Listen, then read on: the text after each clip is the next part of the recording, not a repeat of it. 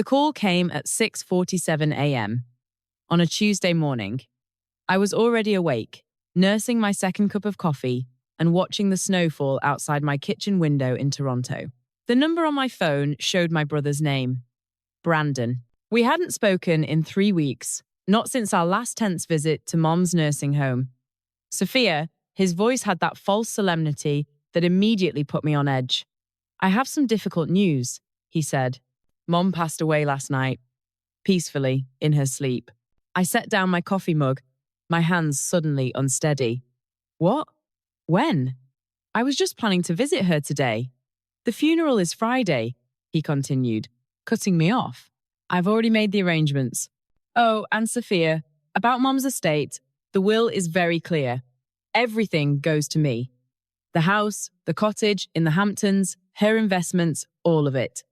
You get nothing. Don't even think about contesting it." Then he hung up. Have you ever felt like the invisible one in your own family? Let me know your story down in the comments. I sat in the heavy silence of my Toronto kitchen, the dial tone still humming in my ear like a dying moth. Brandon thought he had just executed a foreclosure on my life. He thought that clinical, you get nothing line was the finisher, the final brick in a wall he'd been building since we were kids. But he made a fundamental error in his calculations. He forgot who I am. I am an architect. I deal in foundations, structural integrity, and the cold, hard reality of blueprints. In my world, if a structural beam is rotten, you don't weep over it. You cut it out and replace it with something unshakable. I didn't cry. I didn't even ask why. I just opened my laptop and felt a strange, icy clarity wash over me. Anger wasn't loud this time. It was clinical. I logged into the private server of my architectural firm. For years, I had been the silent investor in our family's version of reality, the one quietly handling the property taxes and the complicated permits for the $1,200,000 Hamptons estate. Brandon was always too busy chasing the next big deal in Manhattan to notice that the property's digital title had been under my administrative watch for months. I didn't just pull up the records, I engaged a professional lock on the title registration. Any attempt to sell, transfer, or even place a lien on that house would trigger an immediate legal alert to my office and the county clerk. I was essentially freezing the assets he thought he had already stolen. This wasn't a family drama anymore. It was a hostile takeover. Next, I made a call that Brandon never anticipated. I didn't dial the funeral home he mentioned. I dialed the direct administrative line for the high-end care facility in Greenwich, Connecticut. I didn't ask for a chaplain or a bereavement counselor. I asked for the nurse on duty in the West Wing. My voice was a flat line, steady and precise. I told them I was calling to check on the morning vitals for Elizabeth Harrison. The pause on the other end lasted 3 seconds. "She's actually in the dining room right now," Sophia, the nurse said, her voice sounding perfectly normal. "She just finished a physical therapy session, and she's sitting down for breakfast. She's having oatmeal and tea. Would you like me to bring the portable phone to her table?" I gripped the edge of my desk, but my hand wasn't shaking. I realized then that my love for my brother had been a long-term subscription, and I was finally hitting the cancel button. Brandon hadn't just lied to me. He had attempted to erase our mother while she was still breathing, treating her life like a liquidated asset. He was betting everything on my sorrow, keeping me stationary in Toronto. He wanted me to mourn so he could plunder. He didn't realize that when the foundation is built on lies, the whole structure is destined to collapse. I told the nurse not to disturb her, and certainly not to mention that I had called, especially not to my brother. I hung up the phone and looked out at the falling snow. Inside, my laptop glowed with a different kind of sunrise, the kind made of facts, numbers, and quiet retribution. The game was no longer about inheritance. It was about an execution of the truth. Brandon loved the view from his high-floor office on Wall Street, but I was the one who understood the structural integrity of his glass tower. To the world, he was the master of the universe, a hedge fund manager with a diamond-crusted lifestyle. To me, he was a structural failure in the making. I'd been the silent investor in his version of family for 30 years, providing the emotional and logistical capital he constantly overdrafted. My compassion was the interest-free loan he'd been living on since our father died, and today I was finally calling in the debt. I didn't need a detective to find the rot. I had the digital keys to the family vault. I opened my encrypted files and ran a forensic audit on our mother's private accounts. The numbers didn't lie. Over the last 8 months, $560,000 had been siphoned out through a series of complex wire transfers. Brandon didn't invest that money, he buried it. I followed the trail to a cluster of offshore accounts linked to high-stakes illegal gambling sites. My brother wasn't just a golden son. He was a desperate man, drowning in a debt that mother's $1,200,000 Hamptons estate was supposed to fix. I stared at the screen, the blue light reflecting in the cold coffee left on my desk. I found myself analyzing the situation as I would a collapsing building, looking for the point of initial failure. This wasn't a sudden break. It was the trap of normalized cruelty. When a family designates one child as the golden child, they aren't just giving them love. They are feeding an entitlement complex that eventually consumes their conscience. Brandon had been raised in a house where his desires were treated as non-negotiable mandates. Over time, that environment makes greed feel like a birthright. He didn't see stealing $560,000 as a crime. He saw it as a dividend for the role he played as the favorite. For years, I had accepted my role as the backup daughter, the spare blueprint kept in a dark drawer just in case the primary one failed. He got the Ivy League tuition and the elite New York City networking circles, while I designed my first residential structure under the flickering lights of a studio I paid for by working double shifts. My mother, Elizabeth, had been a retired principal, a woman who valued order and legacy. Yet even she had been blinded by the normalized behavior of her only son. She had let him become her power of attorney because it was the natural order of things, unaware that she was handing the keys to a predator who viewed her life as a mere obstacle to his next payout. Anger wasn't loud this time. It was clinical. I began drafting a notice of preservation, a legal document that would effectively quarantine every asset Brandon thought he owned. If he wanted to play a game of probate theatre, I was going to provide the stage, the lighting, and the ultimate closing act. This wasn't a family dispute anymore. It was an accounting of souls, and Brandon Harrison was about to find himself completely bankrupt. Brandon and Nicole didn't wait for the body to get cold, or in this case, for the lie to settle. By Wednesday morning, they had occupied the Hamptons estate like a hostile military force. I watched them through the remote security feed I'd installed 2 years ago. When I did the structural retrofit on the guest house, they didn't know the cameras were still active, linked to a private server in my firm's office. I watched Brandon pace the mahogany floors of the library, puffing on an expensive cigar, while Nicole began tagging Mom's antique furniture with neon-coloured cell stickers. The Hamptons usually smell like bitter salt air, and the promise of a long summer. Now, that air felt tainted, heavy with the scent of expensive tobacco and cheap desperation. Then came the digital haunting. My phone chimed at 2:14 p.m. It was a voice note from Nicole. I pressed play, and my heart stopped for exactly 1 second. It was Mom's voice, but it wasn't the mom I knew. It was a shaky, confused version of Elizabeth. "I don't want Sophia here," the voice wavered. "She never showed up when I was sick.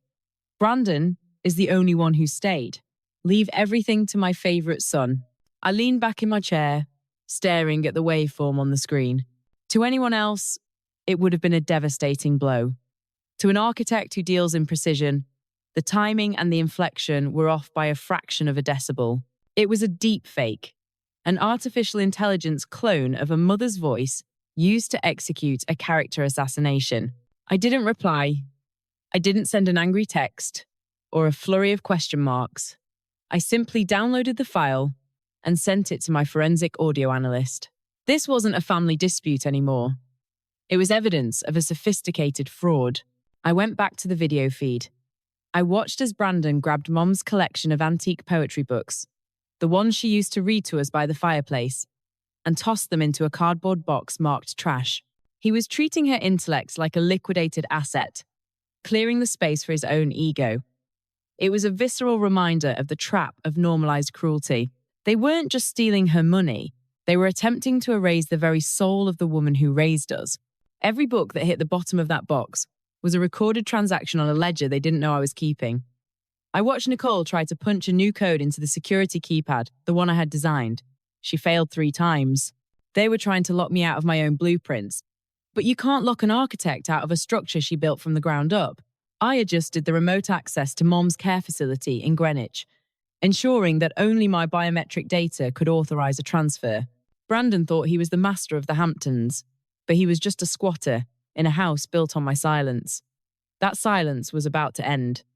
I closed my laptop, the blue light fading from my eyes. The digital haunting was over. Now, the real reckoning was about to begin. The silence of my office was broken only by the rhythmic clicking of my keyboard, the sound of a siege being built. I had spent my life designing spaces for people to live in, but now I was constructing a prison for my brother's greed. I stopped being a sister and became a strategist. I contacted Sarah Mitchell, a private investigator known for unraveling corporate webs that others found impenetrable. Alongside her, I brought in Marcus Thorne, a forensic accountant who could find a missing penny in a burning building. Sarah found the link in less than 24 hours. Dr. James Whitmore, the medical professional who had diagnosed our mother with severe dementia, hadn't just gone to university with Brandon. They were fraternity brothers. They had a 30-year history of covering for each other's mistakes. The medical reports weren't an objective diagnosis. They were a coordinated hit. While Sarah traced the personal ties, Marcus uncovered the paper trail. Brandon had already signed a secret letter of intent to sell the Hamptons estate, valued at $1,200,000, to a development firm called BlackRock Horizons. It was a shell company, and the digital crumbs suggested Brandon held a hidden interest in it. He wasn't just selling our mother's legacy.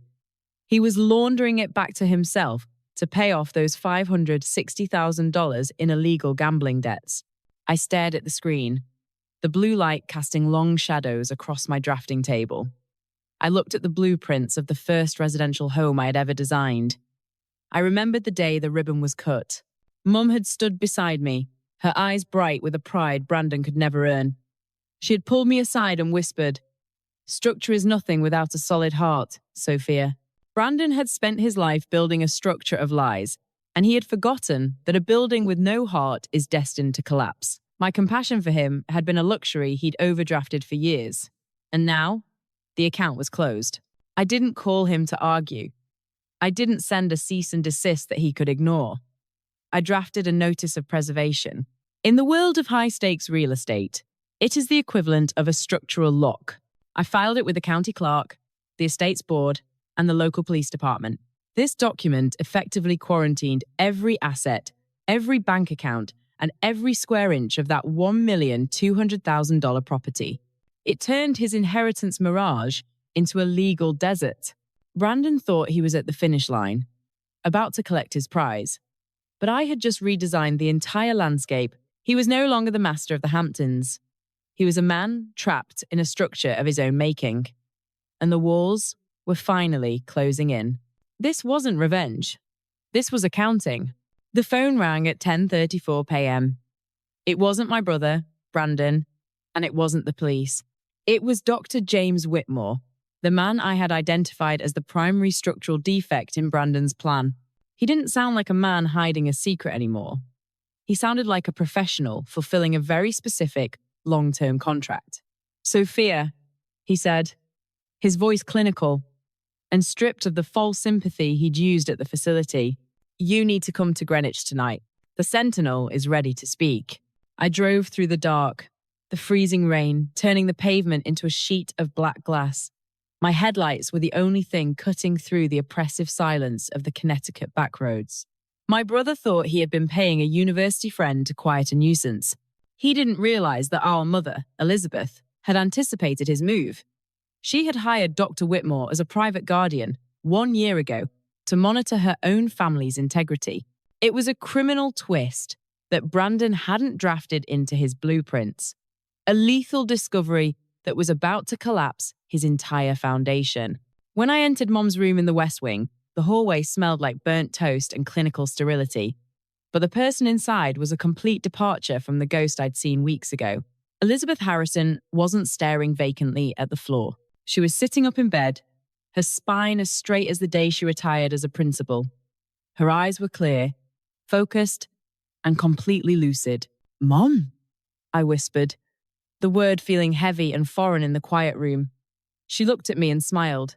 The same wry, knowing expression she used when she caught me sneaking blueprints into the dinner table. "I've been palming the pills every single day, Sophia," she said, her voice sounding strong and certain. "Your brother thinks he's been sedating a dying woman, but I've been watching him liquidate my life from the front row. He's running out of time, and he knows it." As I sat beside her, I felt the weight of her plan. This wasn't a game to her. It was the silent regret of the sentinel. She took my hand, her grip steady and firm. "I regret that it was necessary, Sophia," she murmured, her eyes reflecting the pain of a woman who had to set a lethal trap for her own blood just to save her integrity. I had to know which of my children viewed my life as a future to be built and which viewed it as a debt to be laundered. Brandon failed the test before the first wire transfer even cleared. She reached over to her bedside table and pulled out her old mahogany Scrabble board. She hadn't been playing aimlessly to pass the time.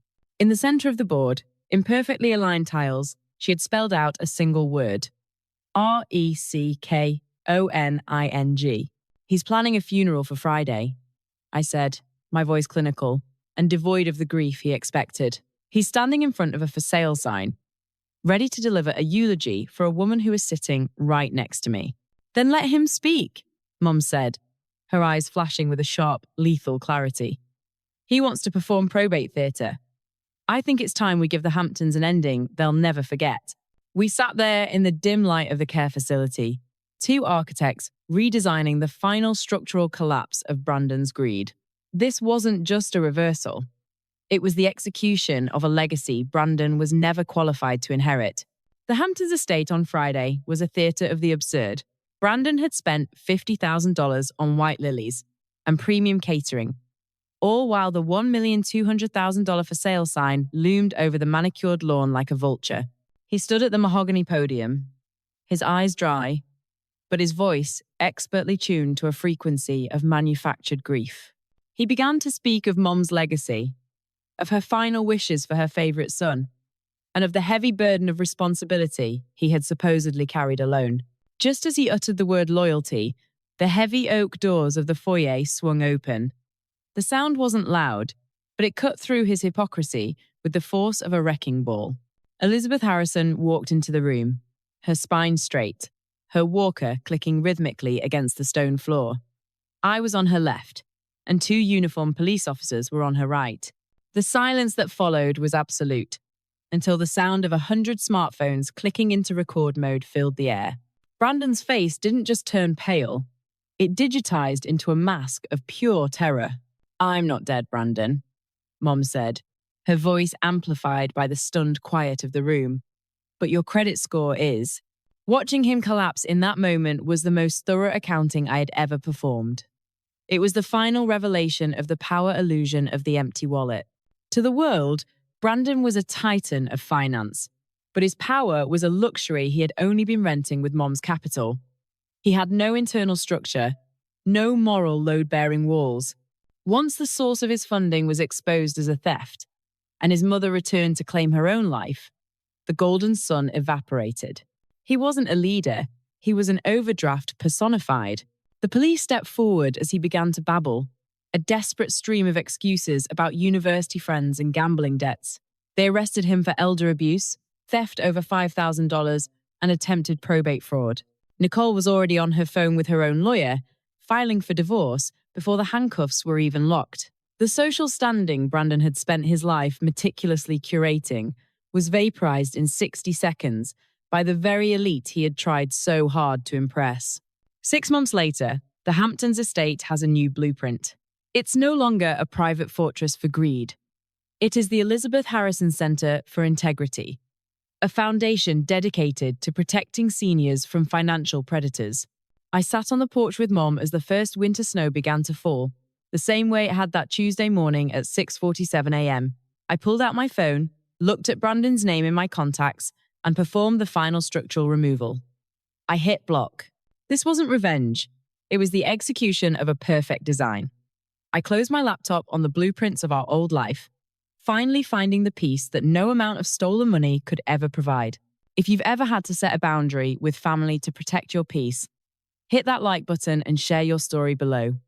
Your courage might give someone else the strength they need.